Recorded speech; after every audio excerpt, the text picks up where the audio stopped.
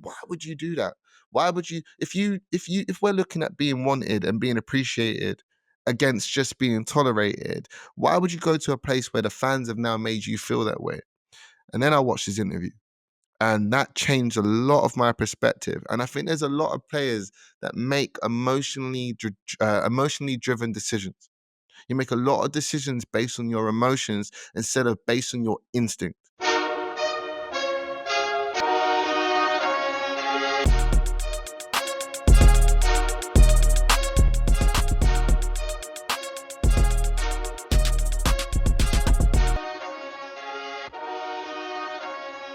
What's going on, my ballers, athletes, and people? It's me, Lamar Aaron, and welcome to episode 3 of Ball and Live. And on this episode, we got into football cultural conversations that are happening right now. But most importantly, we took the blueprint from those stories and how they can empower and inspire you. Speaking of blueprints, we have just created our own footballer's guide just for you. If you're an aspiring footballer, make sure you click the link in the description below. I told my story as well as laid out the steps for you guys to build your own blueprints from start to finish. So make sure you go check it out. Let's get into this conversation. There's so many footballers out here that are going through their journeys, going through this football life, they're building it out, but they hit this point where they reach so much friction, right? It's a hurdle. It's something that's, keeping them from maybe going to the next level, or just something that's being able to keep them at peace while they're building out this blueprint. And the one thing that I started to understand is we struggle in this period of time on what to do, where to go, how to navigate it. But when we look at football as a whole, there are so many players that have come before us that are there now who have walked these blueprints out and have left them behind for us to follow. Now, whatever you're going through, there are so many footballers out there that have different journeys, different stories, but those stories will always relate to somebody. There's a player out there that can relate to another player out there. So on today's episode, on this conversation, we're going to get into some of those. And speaking of journeys and speaking of stories, the first one I want to get into is Cole Palmer's. Now, we're speaking about Cole Palmer simply just the fact of this man's journey is incredible. When I'm talking about Cole Palmer, I'm talking about his his Club World Cup performance. Absolutely quality. One of the best players, if not he won player of the tournament, but so many players can have their opinions. But for me, his story is one of the best players to follow. When you go back to the times of when he was at Manchester City, there's an interview that he'd done when he left. And it was with Sky Sports. And in that interview, he turned around and the guy asked him, what was it about leaving Manchester City? Why? What was going on? Because if we remember, we can go back and we can kind of see that he was pretty comfortable in Manchester City. He was playing games. I think at the start of that season, he played the Community Shield. There were so many things sort of somewhat going for Cole Palmer, but clearly there was just something that wasn't enough, right? Now, when you watch that interview, you will hear that he said he didn't want to leave. He didn't want to leave. He wanted to go on loan, but the club said it's either you stay or you go. There's so many players out there that feel stuck, that feel like they're in a situation where they know that they're good enough. They know they can go to another level. They know that they can play first team football. They know that they could be consistent at something. But there is kind of all these variables that's in the way that stops you. Now, when you look at Cole Palmer coming from Manchester City, there were so many comparisons to Phil Foden. And there's some of you out there that want to be like Phil Foden, but may not have the ability of Phil Foden, or may not have had the opportunity that Phil Foden is having. Now, if you look at Cole Palmer and you look at the academy players that he came through with, there were loads trying to come through at this time. And Cole Palmer sat there and said, well, if that's the case, I can't go on loan, because the whole point of reason why he wants to go on loan is the first team minutes. I've told you guys how important first team minutes really are when it comes to being a footballer. So he said, cool, if I can't go on loan, I'm leaving. Now, I remember all the fans, everybody at that time were thinking, why would you do that? Why would you go from a Man City down to a Chelsea? Now, years later, we look at it, it's history. He's one of the best players for Chelsea right now. He's one of the best players in the Premier League right now. He wouldn't have had the journey he's had, the way he's had it. And I feel like there is a blueprint that we can take as footballers from that. One of the things that we can look at that we have to understand is that there's no problem going down to go back up. Like, there is no problem with doing that. Now, I don't say that as disrespect to Chelsea whatsoever, but in the grand scheme of things at that time, Man City, one of the best clubs in the world, known to have one of the best, academies producing players, right? Like we said, Phil Foden came from that. And to go from that Where, like I said, he's playing. He's then gone down to a Chelsea who at the time weren't performing, weren't doing too great. And now he's become the star player. He's the star man. Everyone's trying to be like Cole Palmer. You see celebrations everywhere. He's a part of every advert you can see. Everybody wants a piece of Cole Palmer. That would not happen. That would not be possible if Cole Palmer did not make the decision to say, hey, do you know what? I'm going to take control of my life. I'm going to manage my career. This is my football life. And I'm going to say, I need the minutes and I need to go make this happen now. The difference between Cole Palmer and a lot of other players is that he sat there and had evidence. When we look at evidence, I'm talking about this guy's played games in Manchester City's first team already. He's played in different types of competitions. He's played in the Champions League. He's played in the Premier League. He's created chances. He scored some goals, right? That's evidence. So he's reaffirmed to himself. He's confirmed to himself that I am good enough. I've been here. I'm doing it. So what's the problem? It's either you let me go on loan so I can get more experience, or do you know what? I'm going to go and figure this out on my own. And to some people, that's a risk. But let me tell you something. Nothing's worth having if you don't take risks sometimes. And for me, his story is just amazing. As I said, he's now gone and won trophies. He's now been able to be number 10 for a club, which we know what that means when you get that number, right? He's now the main man at Chelsea. He's now becoming somebody at England that's literally being picked every single time a squad is coming up, right? And that journey and that story from top to going down to building again, for me, is a story that a lot of us as young players can follow. Sometimes some of you players may have the flip side. You may have the other side of the journey. And when I think about the other side of the journey, I'm talking about coming from a place where nobody knows you, building up your career, building up your journey to try to get to a place at the top. You know, it's that rags to riches story. It's that started from the bottom, now we're here type story. And when I think of all of that, I think of Viktor Gyökeres. And Viktor Gyökeres, we know he's in the media right now. He's in the news, and everybody's, well, not everybody, but Arsenal fans are hoping that he signs. And there's a reason why. The man is phenomenal. As a striker, he's one of the best. And what put me on to Viktor Gyökeres and what made me try to understand him a bit more was his celebration. Now, we've all seen his celebration. Everybody's trying to do it. But it was the meaning behind the celebration. And of course, some of you may understand it comes from Batman, The Dark Knight Rises, right? But when I deeped the celebration meant that nobody wanted to know me until I put on the mask. I'm going to say that one more time. Nobody wanted to know me until I put on the mask. And then I thought to myself, no, I need to go see this man's story. So I went to kind of just do a deep dive, preparing for this episode and what we was going to talk about. And as I looked at it, I started to realize this guy literally came from nothing all the way up to being something. Genuinely, nobody wanted to know him until he put the mask on, till he done that celebration. And when you go down his story and you realize some of the clubs he played for, I'm actually reaching for my phone because I kind of want to go through the journey of what he's been on. Like, we're forgetting that this guy is 27 years old, 27. And it's only now that he's reached a point where everybody's talking about him. So now when I'm looking at this now, it's that he's played for a team in Sweden from 2015 to 2017. He's then gone to Brighton. As he's gone to Brighton, he hasn't played a game. Like, not one game did he play for Brighton. This is why I tell you that sometimes the opportunity of minutes is more important than going somewhere where you're not going to play. Anyway, let's carry on. So he goes on loan. He has 3 loan spells during this period of time. This is between 2018 to 2021. He goes to someone called St. Pauli, right, on loan, right? He then goes to Swansea City. He then goes to Coventry, right? This is 3 loans in that period of time. 3 loans. And then he ends up being bought by Coventry City. Now, most people only know this guy from Coventry City. You only know Viktor Gyökeres from there. He's then moved from Coventry to Sporting. That's where he scored 68 goals in 66 games. When you look at that whole story, this is what the whole meaning behind building this thing brick by brick comes from. This guy literally came from the bottom to the top. And now there's some players out there that are playing for a club that they're not happy with, or they don't like, or they feel like they're not being seen. This blueprint that Viktor Gyökeres has made out that for everybody to follow, I think is probably going to be majority people's story, because not everybody's going to get that luxury of a Cole Palmer starting at the top. Sometimes you're going to have to start from somewhere and build your name up. Now, the things that I feel like you need to take away from this story is this: trust the process. You have to trust the process when you are becoming a professional footballer. Because here's the thing that I always say, right, is there's this thing where it's like as people, just in general as people, we know where we want to start and we know where we want to finish. But in that middle part, there's this period of time, right? We said it in our ebook. There's actually a chapter in there called Can't Rush Greatness, and it's due to this period of time. We had to really spend a lot of time in the ebook on it to really break it down so you can understand this. In this pursuit of greatness, you have this thing of having to wait, right? You have to wait.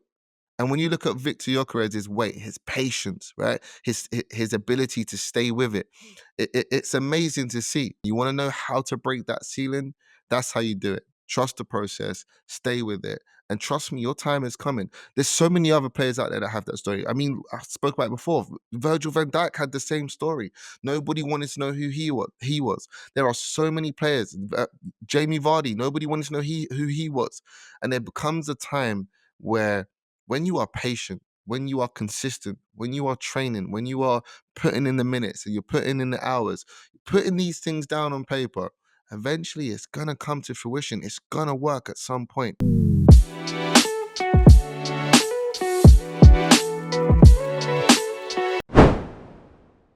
In our ebook, right, we had this chapter called You Can't Rush Greatness. This journey of becoming a footballer, right, this football life where we're just trying to ball and live, and the pursuit of greatness is something that can't be rushed. As I said earlier in this episode, we was talking about how we know where we want to start and we know where we want to finish, but there's that bit in the middle that we all get confused about, and we all, struggle to understand what to do in that phase a lot of the time. A lot of us get confused, or should we train more? Should we do this? Should we do that? There's this saying that they say that you can't master something until you put in a minimum of 10,000 hours. And too many people that I come across, footballers or other people in other sports or in life as a whole, but just in this case, we're going to talk about footballers. Too many people feel like they should be somewhere when you haven't even put in your 10,000 hours yet. Like, what 10,000 hours have you put in? Because what happens is that 10,000 hours is something that teaches you, it molds you, it shapes you, it knows what the mistakes you made and what you can learn from. It knows how you turn your mistakes into wins, how you turn your losses into lessons. That's the 10,000 hours. And it's a whole thing of when you're going for that pursuit of greatness, in that period of time, there is so much things that you need to be equipped with. And coming off the Gyökeres' story, I felt like it was a perfect way to lead into this. As a footballer, when I was going through the academy, you don't realize that you're putting the 10,000 hours in. You're pointing the finger at, oh, well, they're ahead of me and that one's there. And, oh, they're playing for different clubs. Or maybe he's better than me. But have you ever kind of stopped to think, they've put in their 10,000 hours? Maybe you haven't, or maybe they're further along the 10,000 hours you are. So when it comes to this thing of like, you can't rush greatness, there are a few things you need to learn to take. Nothing happens without time. Nothing happens without time. There's a principle in the Bible that is called seed time harvest, right? Now, the idea of becoming a footballer is you planting that seed in the ground. Then the harvest is then the fruit that comes from that. Yeah, it's all the things that the rewards and everything. But what we're not realizing is in the middle of that, there is something called time. And God perfectly planned this out, and he compared it to a plant. When you look at plants come out of the ground, you put the seed in, but before that thing sprouts, there's something called time, right? It's something called time, and we have to wait. And in that time, it's very important to know what we need to do. With a plant, we have to water it. We have to make sure the soil and the environments around it is where it can flourish, and all these things, right? That's the pursuit of greatness. You have to be comfortable with working at something day in, day out, brick by brick, over and over again, and being comfortable not seeing an instant reward. You have to be comfortable with that. Then you need to be consistent at that. If you don't feel something, it either stays where it is or slowly it leaks down, right? So you have to be consistent, even if it's small bits, day by day. Consistency. But most important is patience. You have to deploy patience throughout this time. Then the next phase of this is just decide. I feel like too many people in this lifetime, we don't decide, we don't commit. We're half-hearted. We say we want to do something, but we don't say, do you know what? We're going to decide that nothing else outside of this is going to matter. I'm going to commit to this thing and I'm going to see this through. That's an ability that you need to possess when you're in that time period, when you're in that can't rush greatness period. Because without that, Without committing, you don't do what is necessary, and without the rewards being instant. As I said, the rewards take time. But what you can do is your efforts today. Some battles are won, but some battles are lost. But overall, what happens is you end up winning the war, because all of the things that you learned from that, all the things that you then put together and piece together, how you was built as a player in that time, ends up producing one of the best harvests you'll be able to see. And speaking of battles won and battles lost, I think it's very important in this episode that we have to touch on Noni Madueke, because there is a blueprint behind this, right? There is a story behind this that I think as an athlete you need to understand and see. This man is for me someone who understands how to block out noise. And as you guys know, he's being received hate for, going to Arsenal. A lot of Arsenal fans didn't want him to sign. That's a lot of noise. Now, when you look at the noise, we're so used to the media doing that, right? We're so used to media hate. That's just something that comes with the game. It's what you signed up for. But what a lot of people are not used to is this type of fan hate, this type of level. Fans are meant to support. But this man has still ended up signing anyway. Now, I'm not gonna lie, I sat there and I thought, why would you do that? Why would you, if we're looking at being wanted and being appreciated against just being tolerated, why would you go to a place where the fans have now made you feel that way? And then I watched his interview, and that changed a lot of my perspective. And I think there's a lot of players that make emotionally driven decisions. You make a lot of decisions based on your emotions instead of based on your instinct. And I think what Noni Madueku's done in this situation is he's made a decision based off his instinct. He said, like, in his gut, he just felt it. He felt like this was the move. What we need to understand as players, a lot of the time, so many people are making decisions over our careers for us. And then what happens is it's an emotional decision, and then we end up not being in the place we want, not reaching the levels we want, not reaching the heights we want. Now, don't get me wrong, this is a battle that Noni Madueke is going to have to go through. But I genuinely believe that this is a guy that will prove to win the war. He went with his gut instinct. That is an ability that not many people have. How much times, and let's be honest, not even just as a player, even as a person, how much times have you done something in life and you didn't go with your gut instinct, even though your instinct was telling you everything to either not do something or to do something? What was the outcome? You can let me know in the comment section below. What was the outcome? 9 times out of 10, the outcome is never the outcome you thought it would be. So when we look at that blueprint and we look at what's happened, this guy has got left at 16, gone to PSV, right? He's played in every competition there. He's then come to Chelsea.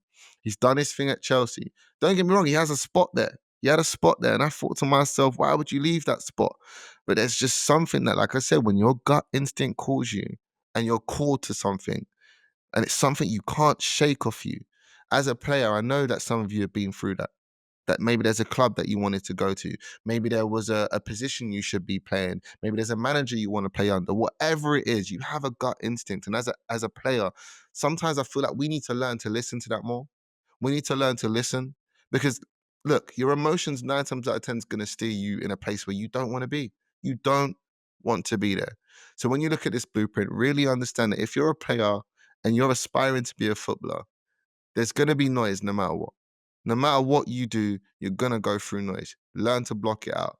Noni Madueke's done a great job of that, and he's learned to block that out.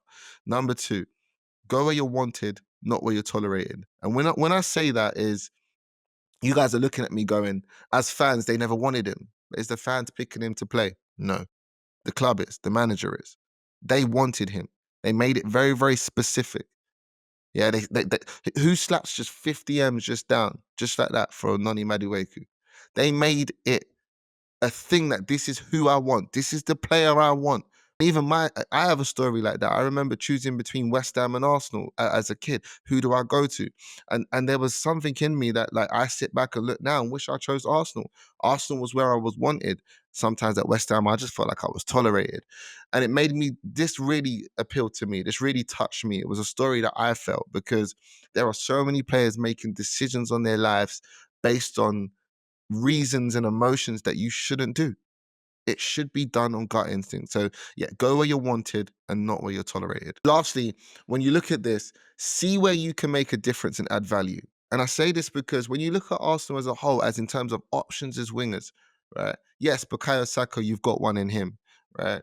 And everybody, and then what, Martinelli. But when you really look at the grand scheme of stuff, that left winger side, it needs to be covered. Martinelli's injured a lot, right? Bukayo Saka, I mean, had his first big injury last season. You guys needed players at that time. And I think in Noni Madueke's case, in his situation, he's looked at that and he's gone, I can add value there. So let me go over those again. Block out the noise, go where you're wanted and not where you're tolerated, right? And see where you can add value. That's the blueprint that I see that Noni Madueke has kind of just put out in front of you. And as players, man, we need to start learning that we can look at these footballers and literally their blueprint is literally being built out now.